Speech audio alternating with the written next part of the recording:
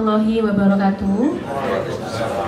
Selamat pagi dan salam sejahtera untuk kita semua. Yang terhormat PLH Ketua Umum Kadin Indonesia Bapak Yuki Nugrawan Hanafi, yang terhormat Ketua Umum The Indonesian Iron and Steel Industry Association Bapak Purwono Widodo, yang terhormat para pengurus Kadin Indonesia bidang asosiasi dan himpunan, yang terhormat para pengurus di Indonesia Iron and Steel Industry Association, dan yang kami hormati para hadirin sekalian. Kami ucapkan selamat datang di Kadin Indonesia dan selamat datang di acara Trans Conference di Indonesian Iron and Steel Industry Association Business Forum 2023. Bapak dan Ibu, untuk memulai acara pada pagi hari ini, kita akan mendengarkan sambutan pembuka dari PLH Ketua Umum Kadin Indonesia Bapak Yuki Nugrawan Hanafi. Waktu dan tempat dipersilakan.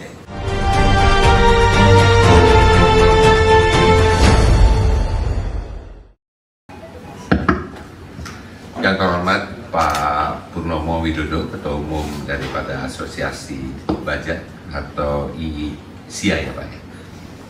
Yang terhormat Bapak Ibu wartawan media cetak dan elektronik yang saya banggakan dan saya cintai.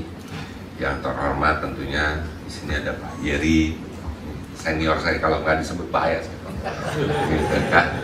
Terus juga tentunya Wakil Ketua Umum Bidang Asosiasi dan Himpunan Pak Wisnu atau teman-teman yang mewakili di sini. Pak Wisnu ini agak susah bangun pagi Pak. Ya. Dan hadirin yang saya banggakan dan tentunya sekalian yang berbahagia. Assalamualaikum warahmatullahi wabarakatuh. Salam sejahtera bagi kita semua.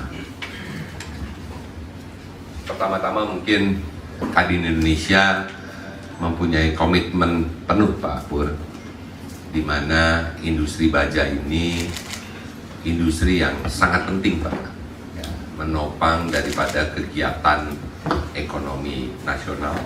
Ya. Saya lihat perjalanan asosiasi daripada selalu berkolaborasi, dan ini adalah acara kedua yang kita laksanakan bersama. Yang pertama adalah tahun lalu, alhamdulillah sukses ya Pak ya, tepatnya di Jakarta. Oleh karena itu, di Surabaya, mohon maaf, Surabaya. Dan ISIA ini adalah salah satu anggota luar biasa Kadin serta Kementerian Perindustrian. Jadi di Kadin Indonesia itu kita ada 186 asosiasi himpunan, salah satunya adalah yang hari ini kita lakukan dan merupakan salah satu asosiasi dari 15 sektor yang kita miliki yang mempunyai komitmen tinggi ya Pak ya terhadap industri baja. Jadi tujuan daripada IBF sendiri ya, kita akan menyelenggarakan Business Forum sekaligus exhibition ya. Insya Allah di Jakarta. Tentunya ini mempertemukan pelaku usaha industri besi dan baja dalam negeri yang melibatkan pihak pemerintah, lembaga, organisasi industri, lembaga pendidikan, serta stakeholder terkait lainnya. Ini sangat penting menurut pendapat saya karena seperti yang tadi saya sampaikan, industri baja merupakan salah satu industri penopang sebuah negara. Saya selalu meyakini itu Pak. Jadi kita selalu ada isu sebetulnya di industri baja ini yang membutuhkan komitmen, karena di industri baja ini bukan hanya saja Krakatau Steel sebagai BUMN, tapi banyak juga para pelaku usaha di industri baja ya, dari mulai hulu sampai hilir ya Pak ya. Dan itu merupakan kekuatan sebuah bangsa. Saya kalau industri baja tuh saya selalu meyakini itu tuh Pak Pur. Ya, jadi ini sangat penting. Oleh karena itu Kadin Indonesia mempunyai komitmen penuh yang pertama, dan tentunya kita semua juga mendukung memerlukan dukungan penuh pemerintah ya, dari Kementerian Perindustrian khususnya, tapi tentunya juga dukungan dari semua stakeholder di pemerintahan. Sebagaimana kita ketahui bersama, acara tersebut juga akan kita laksanakan itu pada hari Kamis sampai hari Sabtu tanggal 11 November, tempatnya di ICE, Indonesia Convention Exhibition di Tangerang, Banten ya. Tentunya ini menyelenggarakan bisnis forum seperti yang saya sampaikan tadi, merupakan kegiatan tahunan, tapi ini yang bersama Kadin merupakan kegiatan tahunan yang kedua ya bagi para pelaku usaha industri besi dan baja nasional. Nah, kalau judul aja udah industri besi dan baja nasional, seperti itu adalah singkatan dari ISAnya sendiri ya Pak ya. Itu adalah kegiatan dari hulu dan hilir melibatkan berapa jumlah tenaga kerja Pak kalau hampir semua Pak? Total Pak? 193 perusahaan, 300 ribuan, coba bayangkan Bapak.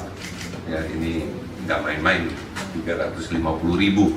Mungkin kalau sampai distributor, retail, waduh itu ceritanya udah lain lagi. Mungkin saya perkirakan bisa 600 mungkin ya kali 2. Dan IBF 2023 adalah sarana yang kita yakini efektif dapat meningkatkan sinergi yang kuat antara pemerintah, produsen baja nasional, industri manufaktur, dan konstruksi pengguna jasa, asosiasi industri, serta ekosistem ya industri baja nasional.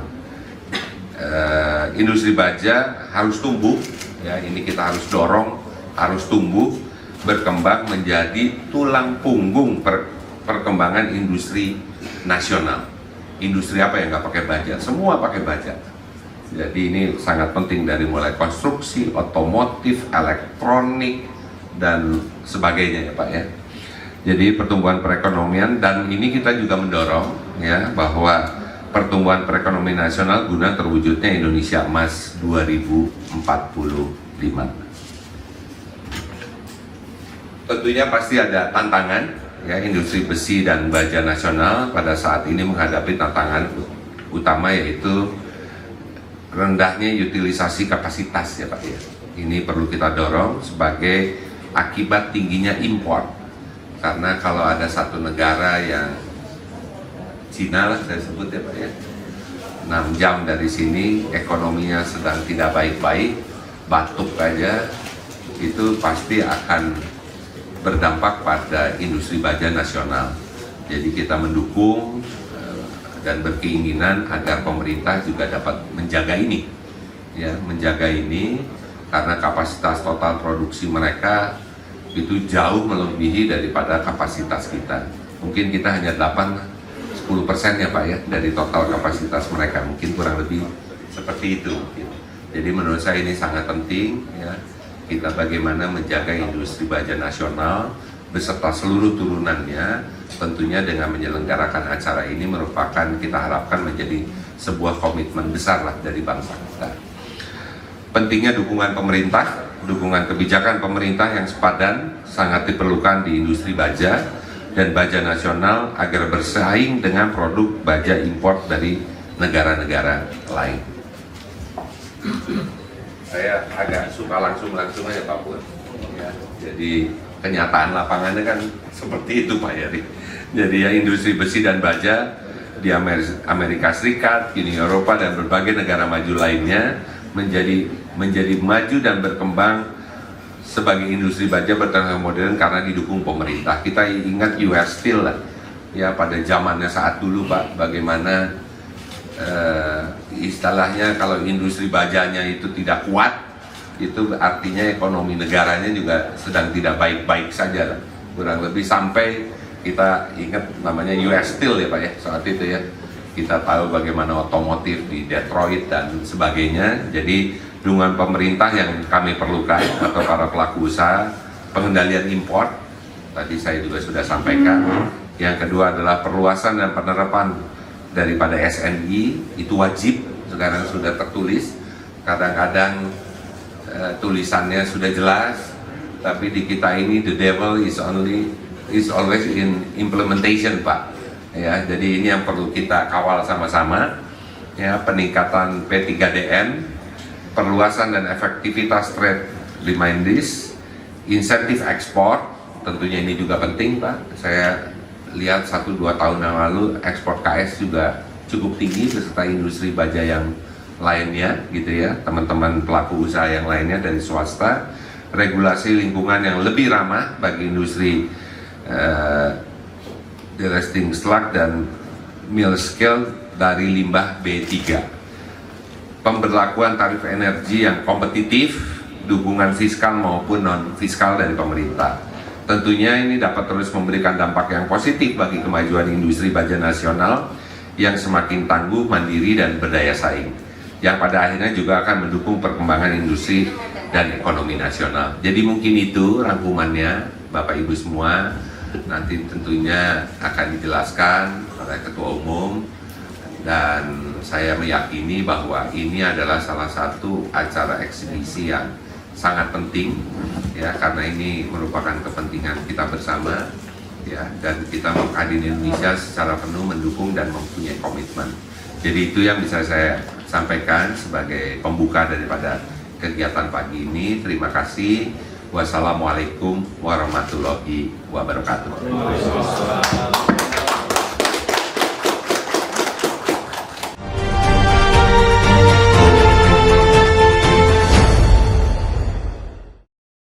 Ya, terima kasih Bapak Yuki atas sambutan yang diberikan. Bapak dan Ibu, selanjutnya kita akan mendengarkan sambutan kedua yang akan disampaikan oleh Ketua Umum The Indonesian Iron and Steel Industry Association, Bapak Purwono Widodo. Waktu yang tepat dipersilakan.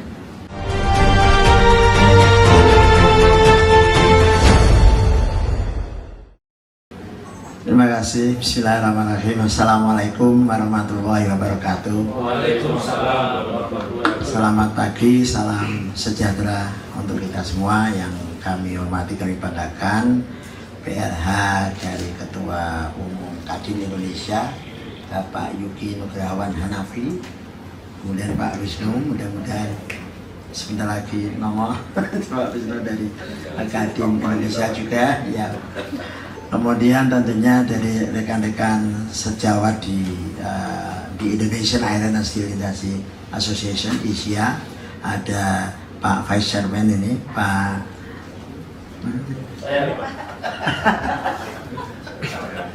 Pak Ismail. Tadi rasanya di sana, di sini kebalik saya. Pak Ismail ini Pak.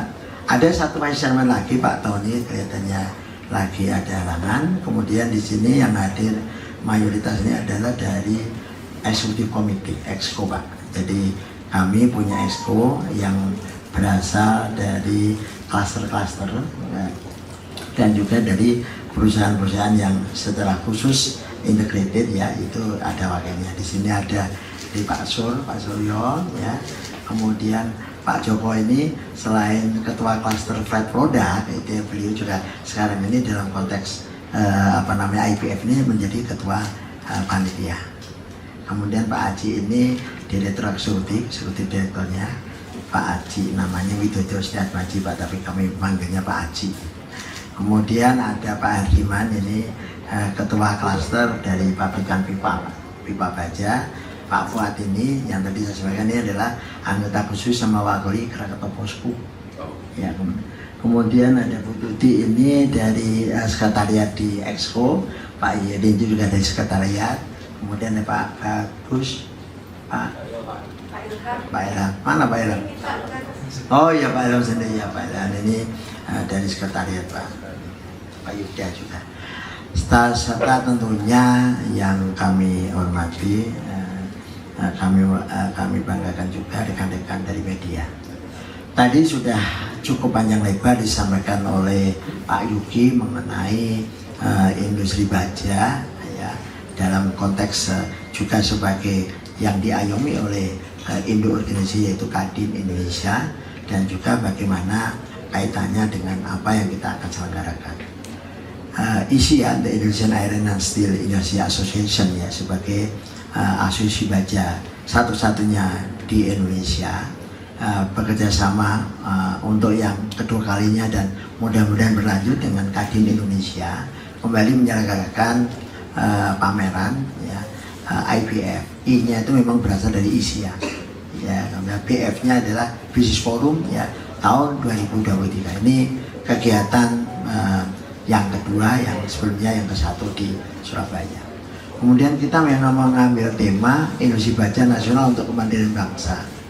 Kok balik lagi di zaman Bung Karno, mandiri ini apa? Jadi ibu bapak sekalian, rekan-rekan media, dalam beberapa tahun terakhir ini memang kita disadarkan bahwa supply chain yang dulunya berlangsung baik-baik saja di internasional. Itu begitu ada COVID ya, kemudian dilanjutkan atau berbarengan juga ada perang Ukraine Rusia, ini rupanya berantakan. Jadi dulunya kita kalau mau cari bahan baku, contohnya untuk industri baja yang flat product itu slab itu dari Ukraine dan Rusia, kebetulan dua negara itu pensuplai bahan baku utama untuk baja lembaran flat product di internasional. Indonesia termasuk di dalamnya.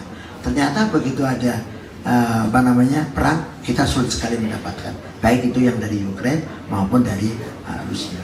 Kemudian juga contoh waktu kita COVID, ya, barangnya ada, orangnya yang nggak bisa ngirim, ya, itu juga begitu. Makanya tidak hanya di Indonesia, saya rasa rekan-rekan kita di ASEAN juga mengalami hal yang sama mengenai bagaimana supply chain-nya itu dibenahi, yang utamanya untuk regional ya ataupun untuk nasional, sehingga itu akan menuju kepada kita mandiri. Jadi artinya pada saat kondisinya tidak baik-baik saja seperti belakangan ini, maka kita bisa mandiri. Nah, dalam konteks industri baja, mandiri itu ada beberapa hal utamanya.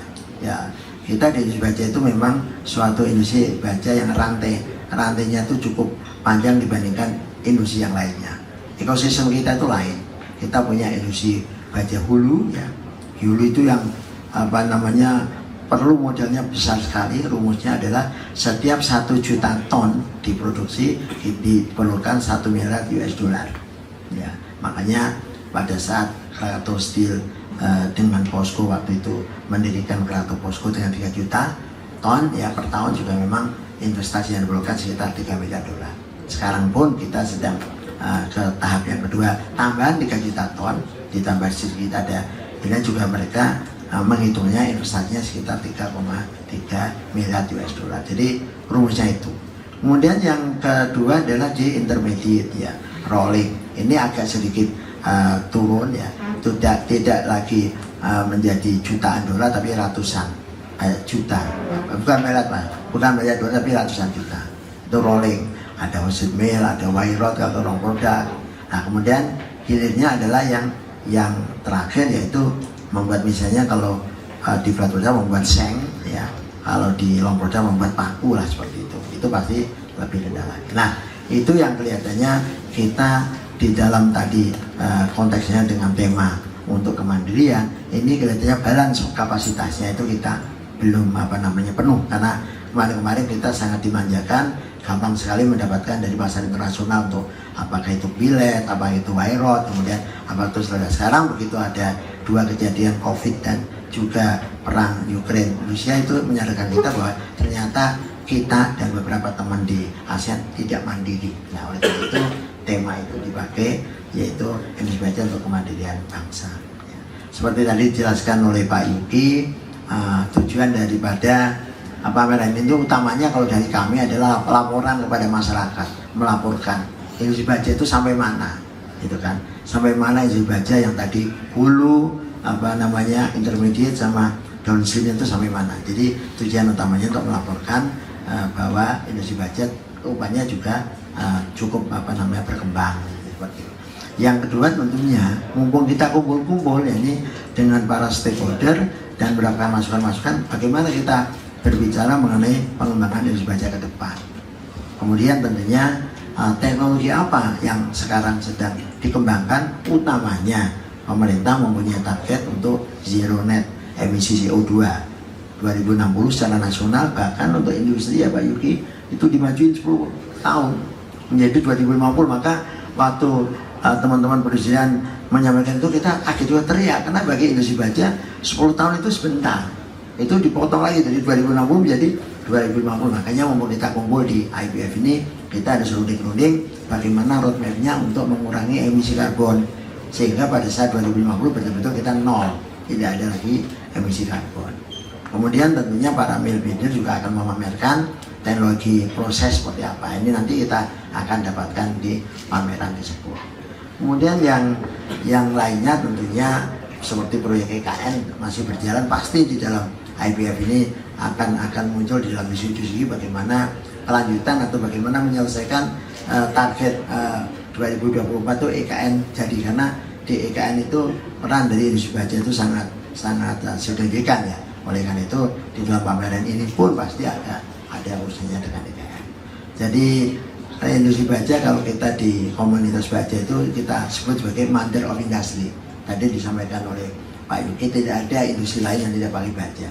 Jadi oleh karena itu kalau negara mau maju, industri bajanya harus maju. Oleh karena itu pameran semacam ini akan kita jaga supaya setiap tahun akan berlangsung.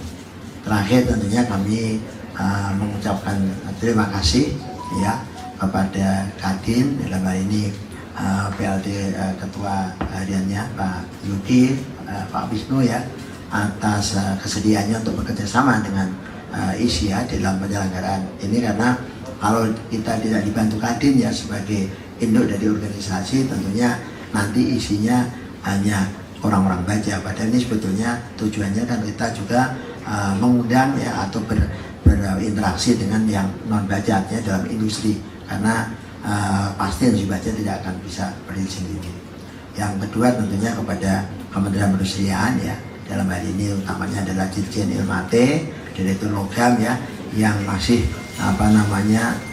mau mendukung kita ya di dalam, bukan hanya di dalam pelaksanaan IBF ini, tetapi di dalam pengembangan industri baja secara umum. Dan tentunya kepada para exhibitor yang ikut pameran ya, kemudian juga para vendor, mill bidder, tentunya kita mengucapkan terima kasih. Dan terakhir tapi bukan yang tidak penting ya, penting juga yaitu peran daripada rekan-rekan media ya, yang akan menggaungkan hasil daripada pameran ini, dari mulai pre-nya sebelum pameran maupun nanti hasilnya bisa diberitakan kepada masyarakat, sehingga kita semuanya tahu bagaimana permasalahan di industri baja dan bagaimana untuk perkembangan ke depannya. Saya rasa demikian, terima kasih. Assalamualaikum warahmatullahi wabarakatuh.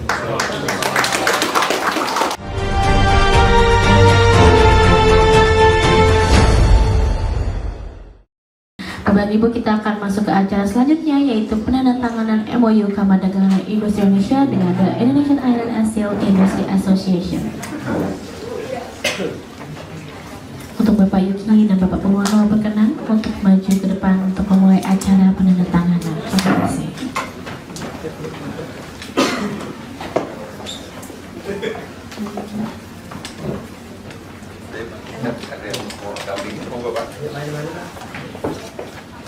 Pokoknya yang ketuanya nih.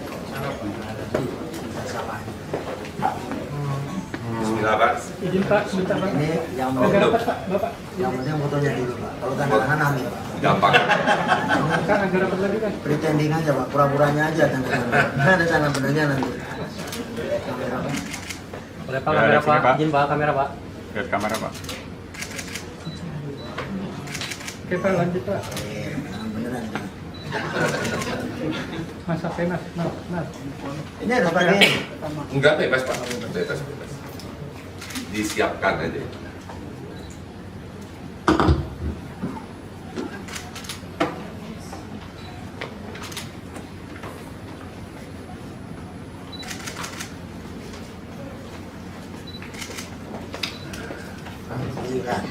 Ini yang Bapak, ini ya saya. Diperlihatkan.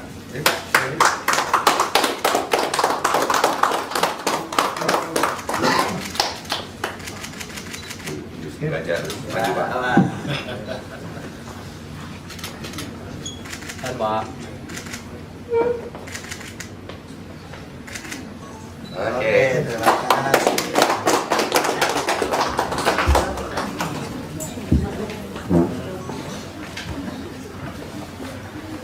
Baik, terima kasih untuk Bapak Yuki dan Bapak Purwono dan Bapak Ibu sekalian.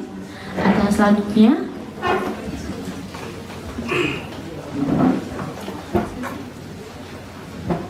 selanjutnya akan ada press conference untuk para media, dipersilakan untuk maju ke depan. Untuk bertanya, silakan kalau mau bertanya. Mic-nya itu salah.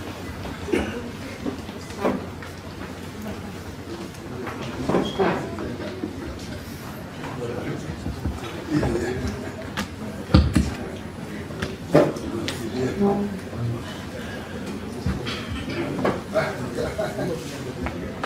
selamat pagi Pak Purwono dan Pak Yuki. Pak, izin Pak dari Kelvin dari Berita 1 TV atau BTV Pak.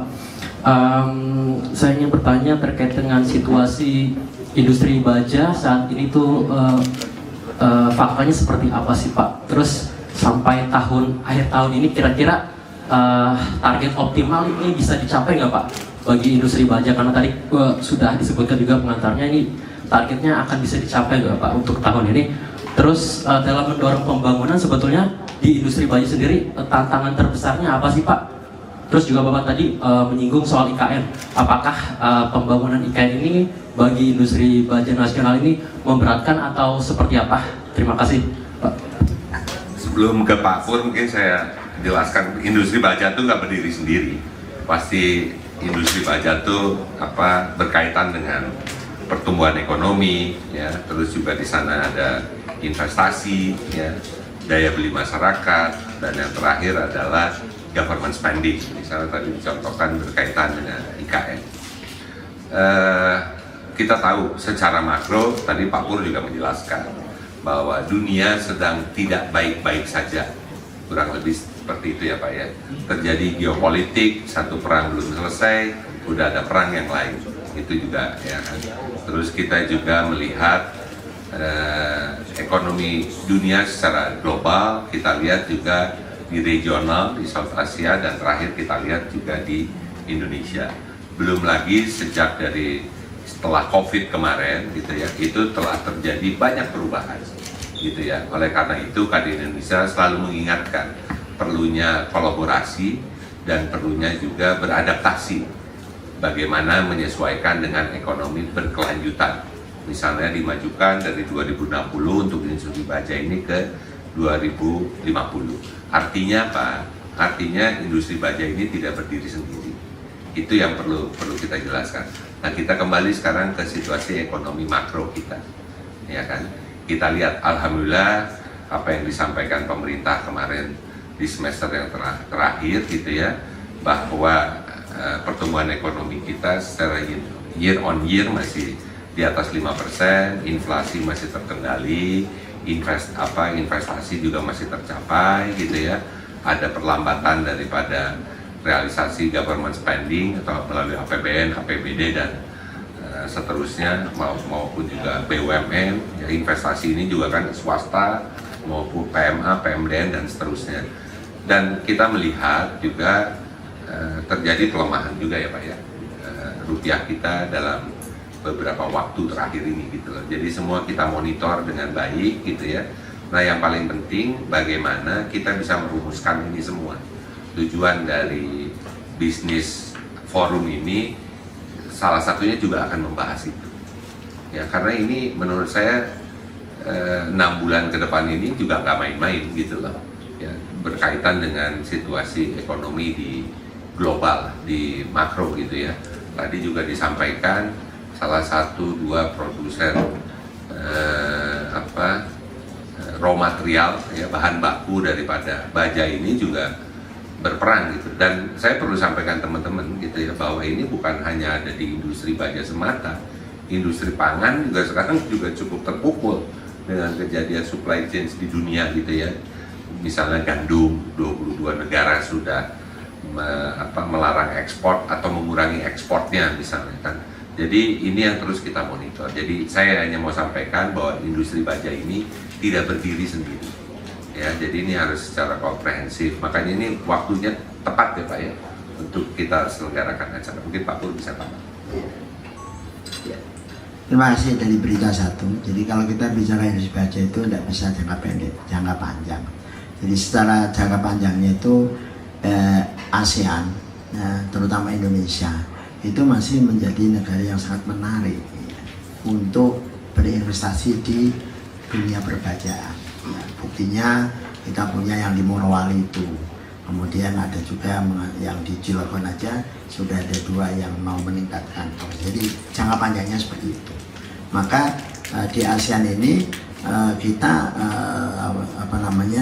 meminta kepada negara-negara lain terutama Cina ya, untuk supaya melakukan investasinya itu langsung, bukan melakukan impor itu ribut. Kalau impor itu nanti ada dumping, ada safeguard begitu kan, jadi langsung. Jadi intinya izin baja untuk negara ASEAN umumnya, khususnya Indonesia, masih sangat menarik karena demand kita sekarang kan masih rendah. Indonesia sekarang ini baru sekitar 16 juta ton per tahun. Padahal kalau kita lihat Indonesia emas, cita-cita kita di 2045, hitungan teman-teman di Sekretariat ISIA itu kita harusnya sudah punya kapasitas nantinya di 2045 itu sekitar 100 juta per tahun, ton per tahun. Bayangkan kan bagaimana kita harus memboost ya pengembangan industri baja dari 16 juta yang sekarang ini menjadi 100 jutaan, demand 100 jutaan di tahun 2045. Kan nggak lama itu. Jadi artinya kalau kita lihat jangka panjangnya industri baja masih sangat menarik dan perlu didukung oleh pemerintah untuk bagaimana kapasitas tadi bisa naikkan. Ya makanya seperti yang di hulu-hulu itu nggak mungkin lah ditangani oleh swasta. Karena tadi saya sampaikan bahan baku hulu tadi yang berupa slab, billet untuk bangun itu 1 juta ton, 1 miliar dolar. Nggak mungkin lah swasta untuk seperti itu. Pasti kalau nggak BUMN ya ada yang kerjasama yang didukung oleh pemerintah. Nah kalau kita bicara yang kedua mengenai industri baja, pasti fluktuasinya naik turun. Tahun ini memang kita lagi kurang baik karena tadi industri baja terkait dengan perekonomian global ya. Beruntungnya di Indonesia ya khususnya itu karena infrastruktur sangat digenjot oleh pemerintah, itu langsung impactnya ke baja. Nah hanya saja karena baja nggak bisa berdiri sendiri, kolaborasi tadi kalau itu bisa kita nikmati bersama, maka pengendalian terhadap impor itu harus dilakukan.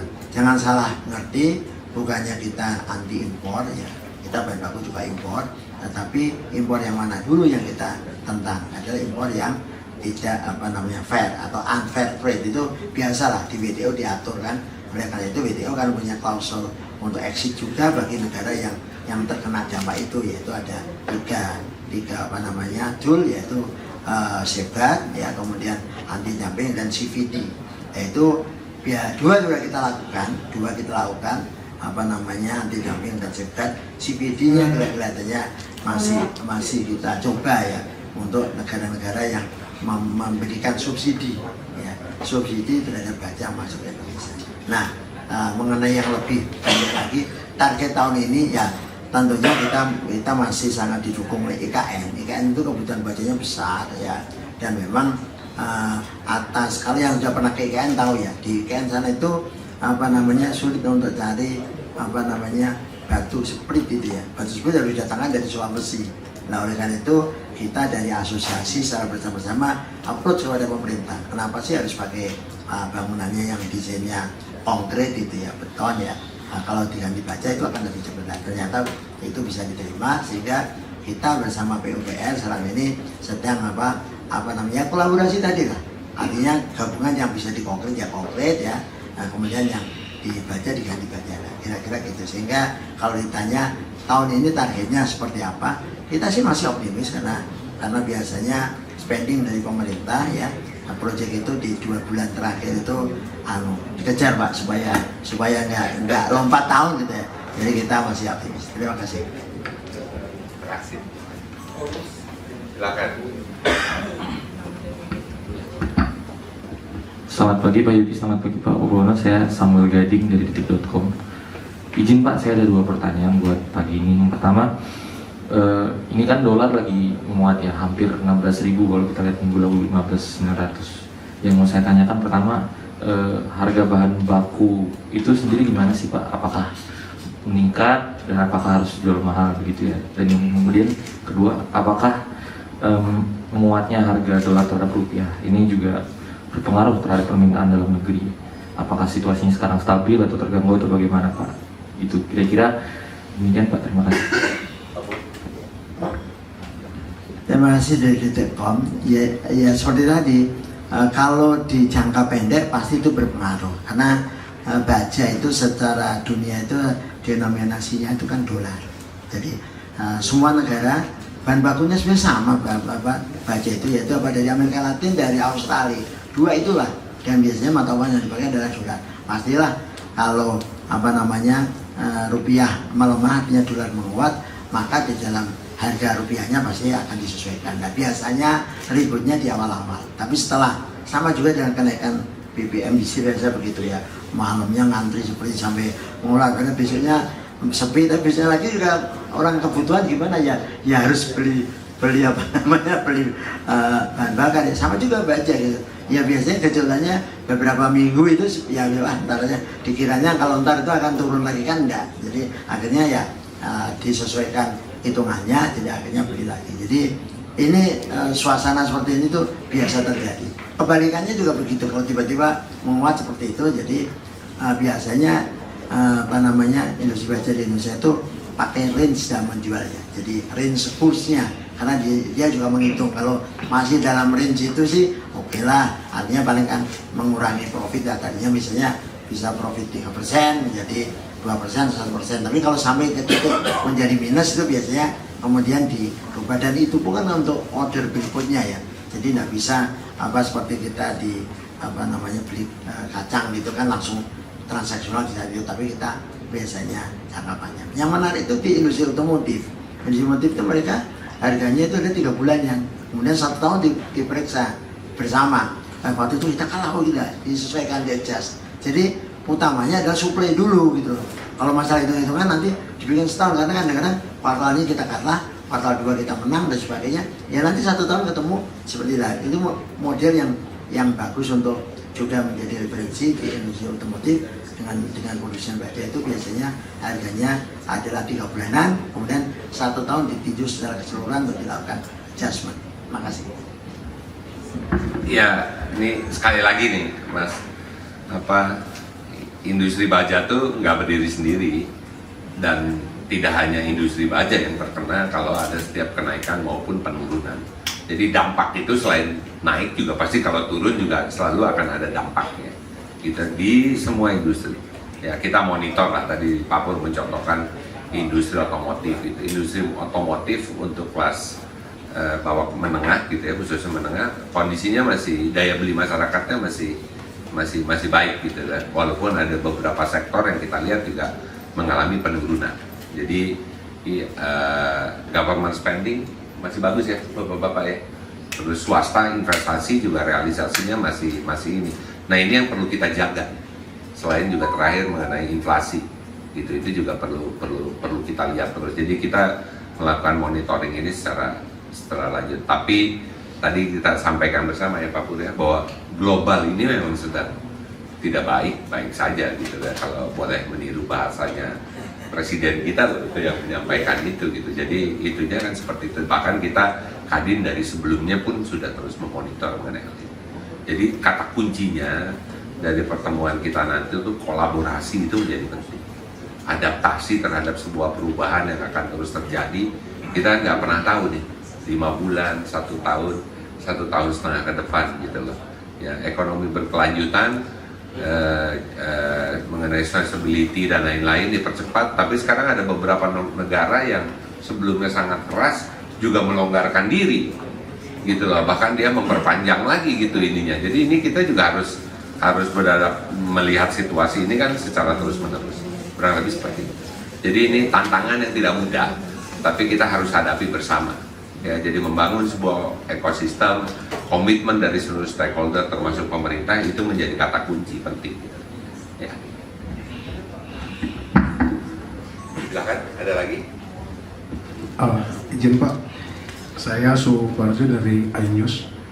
Jadi Asia Business Forum ini kan emang erat kaitannya sama kinerja industri baja khususnya di tanah air, baik swasta maupun BUMN. Jadi saya pengen tahu sih Pak, sebenarnya realisasi impor baja hingga Oktober ini berapa gitu. Apalagi di tengah geopolitik sama situasi global yang tidak memungkinkan. Nah, untuk impornya sendiri itu berapa hingga Oktober tahun ini. Terus lagi di sisi kapasitas produksi baik swasta terutama Krakatau Steel ya, terutama keras, apalagi serapan atau konsumsi baja di dalam negeri kan cukup tinggi, salah satunya dengan pembangunan IKN gitu. Kira-kira kapasitas produksi swasta terutama keras Keras kan punya pabrik baru yang diresmikan 2001 kemarin itu udah mampu memenuhi belum konsumsi di dalam negeri, sehingga nantinya Asia Business Forum ini kemudian memberikan satu rekomendasi bahwa apa strategi yang kemudian dilakukan seperti itu. Terima kasih.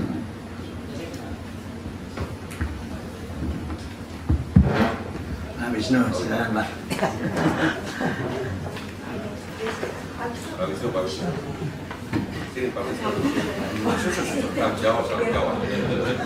Baik, saya menjawab yang dari iNews ya.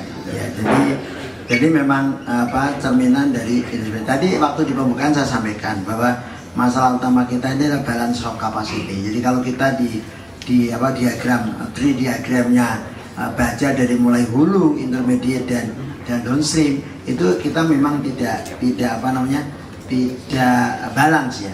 Contoh misalnya untuk di lembaran ya, di lembaran itu kebutuhan cold roll itu setahunnya itu sekitar berapa itu 2 juta ya, kita kapasitasnya masih di bawah itu, jadi makanya perlu tambahan-tambahan.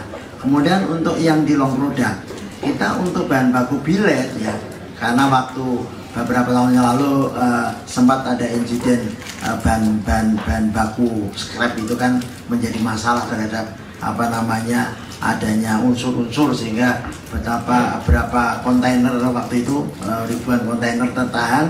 Kemudian akhirnya industri baja juga seperti agak menyerah. Ya udahlah kalau gitu kita untuk billet nggak usah bikin lah, kita impor saja seperti itu. Jadi masalah-masalah itu yang akan kita diskusikan di dalam IPF ini dari iNews ya, bahwa kita memang tidak bisa bicara secara global, tapi justru flat product gimana, long product gimana, kemudian intermediate-nya apakah cukup, long-nya di downstream apa cukup.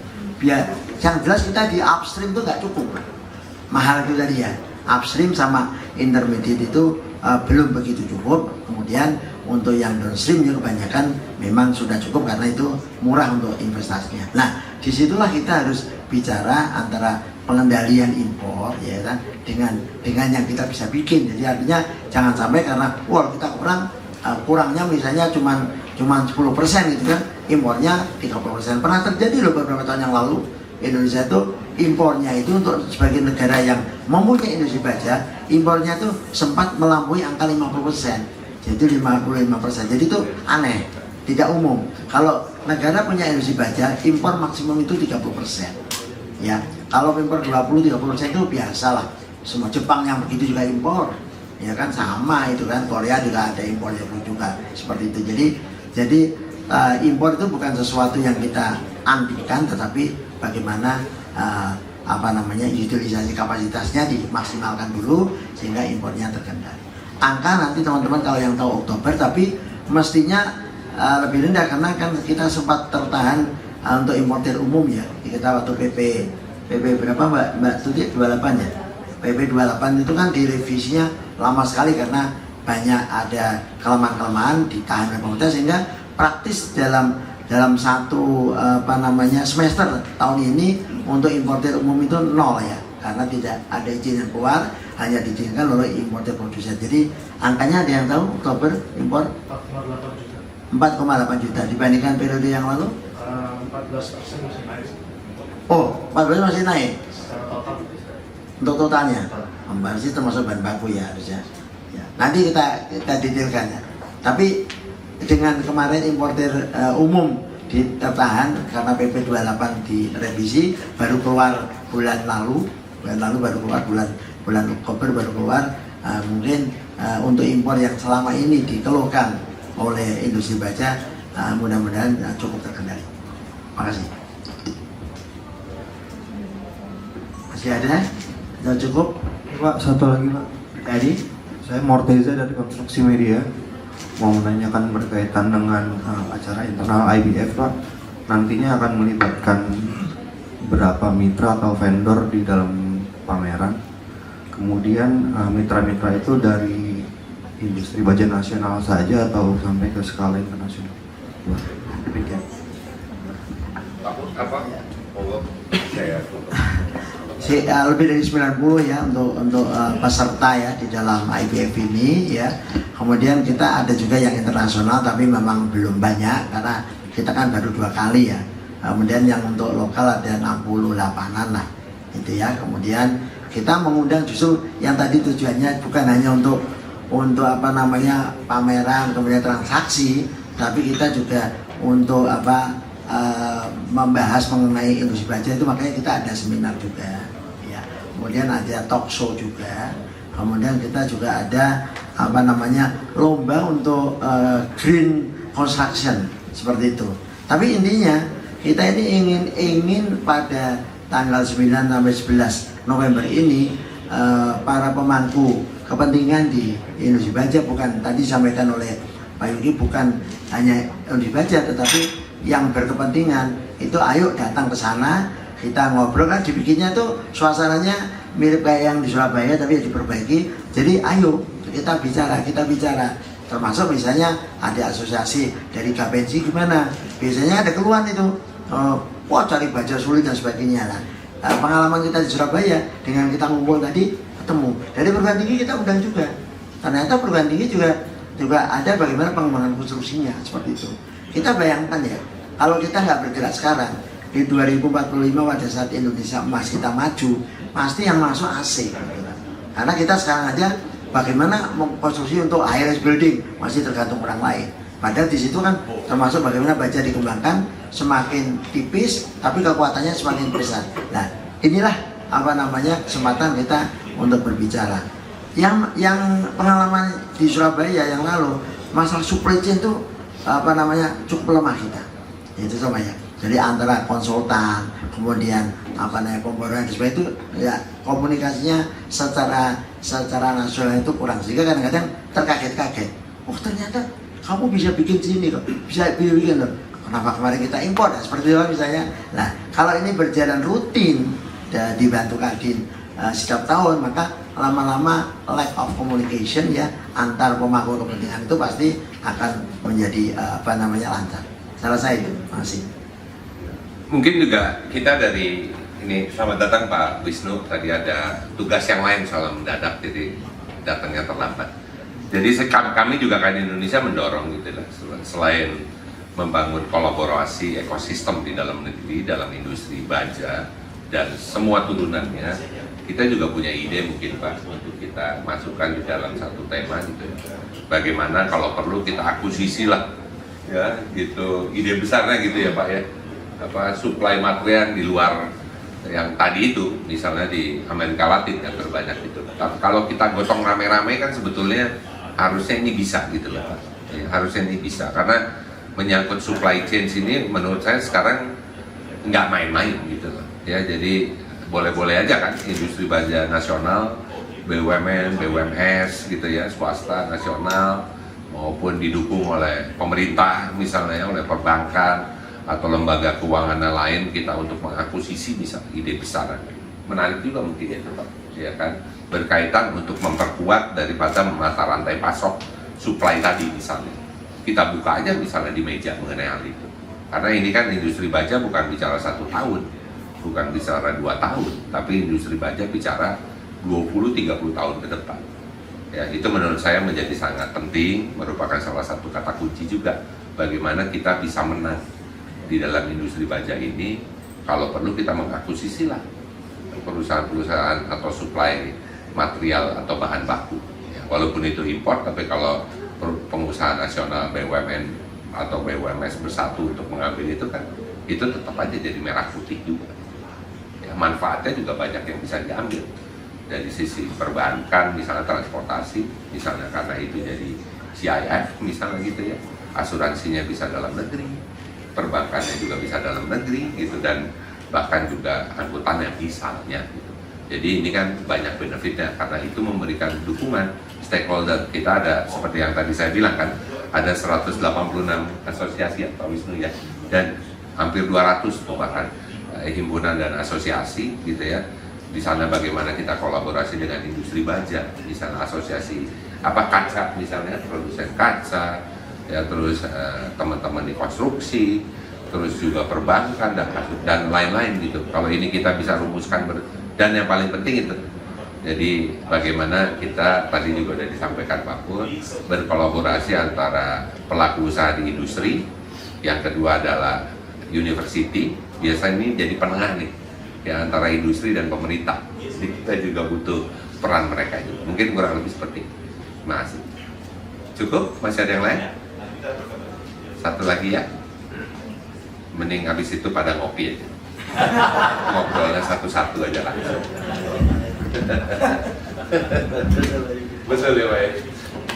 Pagi Bapak-Bapak, saya Sabrina dari Kontan. Ada beberapa pertanyaan yang mau saya sampaikan. Tadi di awal sempat di-mention soal adanya baja impor. Saya pengen tanya, apakah adanya baja impor itu berpengaruh terhadap produksi atau penyerapan baju nasional? Kalau misalnya ada pengaruhnya, berapa persen gitu. Terus kemudian untuk ini Pak, proyeksi produksi baja Indonesia tahun 2023 ini berapa? Terus tadi sempat disebut juga mengenai kebutuhan baja di IKN itu cukup besar. Kira-kira bisa disebut nggak angkanya berapa, dan kemudian bagaimana target terutama dari ISIA sendiri supaya bisa memenuhi dari kebutuhan baja di IKN ini. Terima kasih. Silakan Pak Pur kalau bisa. Wah, ini kalau angka-angka ini nanti tolong dibantu saya, nggak ini ya. Mengenai kebutuhan baja di IKN ya Pak, yang paling ada. Jadi di IKN itu sebetulnya seperti kayak kita di Krakatau Steel, kemudian yang di Barikan itu tidak mensuplai secara langsung, karena di sana itu kan yang dilakukan oleh para fabrikator ya, membuat modul-modul untuk rumah. Contoh yang cuman selain bisnis kita ada nasionalisme. Jadi waktu Pak Nyoman Nuarte yang mendesain istana itu kan menyampaikan bahwa ini pertama kali Indonesia punya istana yang didesain oleh orang Indonesia. Yang lainnya istana kita punya itu kan dari Raffles Inggris yang di Bogor, dari Belanda yang di sini ya.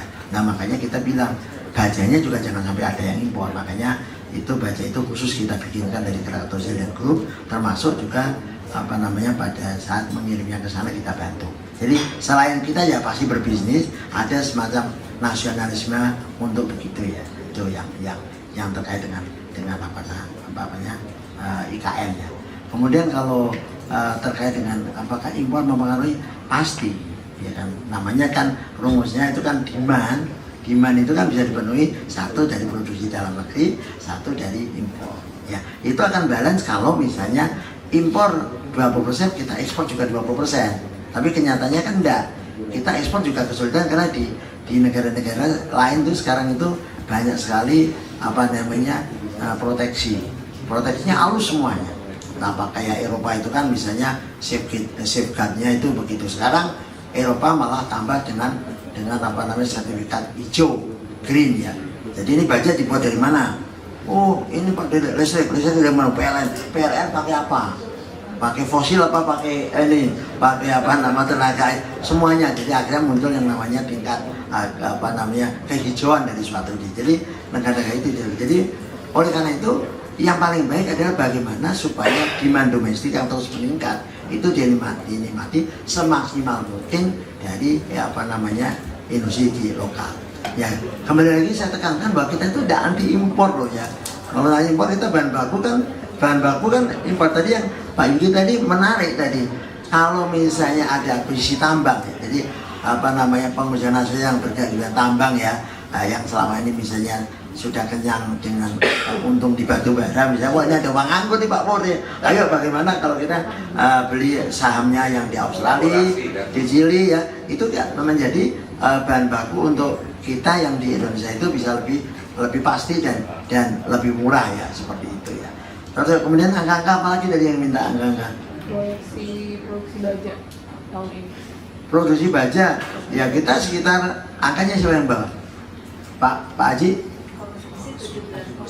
Oh, konsumsinya naik. Tadi kan saya bilang 16 sudah 17,3. Lumayan loh. Terus? Nanti dirilis saja. Nah, udah. Nanti angka minta ya. Tapi saya cuma mau cerita, ini pengalaman pribadi. Waktu saya masih bujangan masuk ini baja. Waktu itu konsumsi baja Indonesia itu 2,5 juta ton. Vietnam itu masih baru ngelilir kalau orang Jawa bilang, bangun tidur dari perang. Itu masih di sekitar 200 sampai 300 ribu. Nah itu tahun di 88, 87. Hari ini Vietnam itu sudah menuju 30 juta ton. Jadi sudah di atas 25 juta ton. Indonesia alhamdulillah masih pancet di sekitar 15 juta ton. Karena apa? Nah, dukungan tadi yang disampaikan Pak Yudi bukan hanya dari pemerintah, dari kita semua. Nah, kalau kita semua seperti orang Vietnam, kalau mau bangun, bikin perencanaan, itu ya domestik dulu. Nah, domestik kalian ini kan enggak cari izin impor dulu lah, repot. Jadi industri baja tidak bisa beli sendiri ya. Nanti disampaikan Pak Yuki, kalau nggak dibantu oleh yang lainnya gitu. Jadi itu yang yang poin utama kenapa temanya adalah industri baja untuk kemandirian bangsa itu, karena kita sudah saatnya untuk mandiri, jangan sampai diumbang-ambingkan dengan impor-impor yang tadi. Kita pernah juga mengalami Cina waktu dia Beijing Olimpik ya, semua buah jadinya disedot sampai nggak bisa produksi kita karena bahan baku di laut aja diambil, di laut aja di-call, dibaca karena waktu itu dia butuh baja luar biasa karena untuk Olimpik Beijing. Karena waktu Beijing di Olimpik itu sebenarnya bukan bikin stadionnya, semua kota Beijing itu dibangun itu kan luar biasa kan. Kalau yang pernah ke Beijing sebelum Olimpik itu kan pinggirannya itu kan kumuh. Itu berapa meter tuh dihilangkan semuanya, dibangun. Berapa baja diperlukan. Terima kasih. Saya pikir cukup ya. Nanti kalau data-data angka mungkin bisa disampaikan resmi dari teman-teman asosiasi. Tapi intinya gini, jadi kolaborasi menjadi kata kunci ya. Kita juga perlu melakukan sebuah adaptasi terhadap banyak perubahan, termasuk tadi disampaikan berkaitan dengan geopolitik yang terjadi di dunia saat sekarang. Yang terkena peta geopolitik ini kan bukan hanya di industri baja, tapi ada beberapa industri yang lainnya juga. Ya, pertumbuhan ekonomi kita monitor terus ya. Pasti dari setiap kenaikan kurs, kenaikan penurunan akan selalu berdampak. Tapi tentunya kan berbasis dari hulu ke hilir ini kan juga ada periode waktunya, walaupun pasti ada resiko di sana ya. Tapi saya yakin bahwa dengan hampir 55 tahun lebih ya Pak ya industri baja dan ini telah berdiri gitu ya, jadi saya yakin harusnya kita bisa bertahan. Hanya usulan Kadin tadi gitu, kalau perlu kami dengan teman-teman juga yang dari tambang gitu ya, bagaimana kita melihat peluang untuk dengan perubahan terjadinya global supply chain ini, untuk kita bisa melihat bagaimana kita bisa mengakuisisi ya, terutama dari kebutuhan bahan baku tadi. Mungkin itu yang bisa saya sampaikan. Mohon maaf, dan tentunya seperti yang Pak Pur, Pak Wisnu dan Bapak Ibu semua harapkan, mohon dukungannya pasti Pak ya, supaya acara kedua yang diselenggarakan bersama Kadin ini akan terus berlanjut, dan kita juga memerlukan dukungan dari teman-teman media untuk menyampaikan faktanya, ya, ceritanya, kondisinya, yang bagaimana industri baja ini bisa terus berkembang, dan industri baja ini merupakan salah satu kekuatan ekonomi bangsa. Tidak ada satupun kegiatan industri yang tidak ada hubungannya dengan baja. Pabrik roti pun juga membutuhkan bangunan, bangunannya juga dibuat dari baja juga, gitu ya. Apalagi sekarang kalau bicara efisiensi efisiensi waktu dalam sebuah pembangunan, itu juga industri baja telah begitu banyak berkembang gitu ya. Jadi ini juga tentunya kita dukung. Jadi sekali lagi terima kasih Bapak Ibu semua, teman-teman media, tentunya di sini dari teman-teman asosiasi, Wakil Ketua Umum Kadin Indonesia bidang asosiasi dan himpunan, dan tentunya semua yang mendukung acara ini. Terima kasih. Wassalamualaikum warahmatullahi wabarakatuh.